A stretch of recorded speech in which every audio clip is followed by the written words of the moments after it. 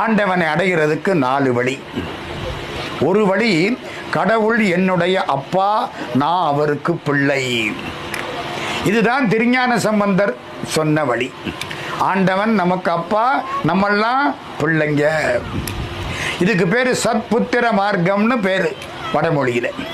இந்த அப்பர் சுவாமிகளுங்கிற திருநாவுக்க அங்கணன் கையிலை காக்கும் அகம்படி தொழின்மை பூண்டு நம் குரு மரபுக்கெல்லாம் முதல் குருநாதனாகி பங்கைய துளவு நாளும் வேத்திர.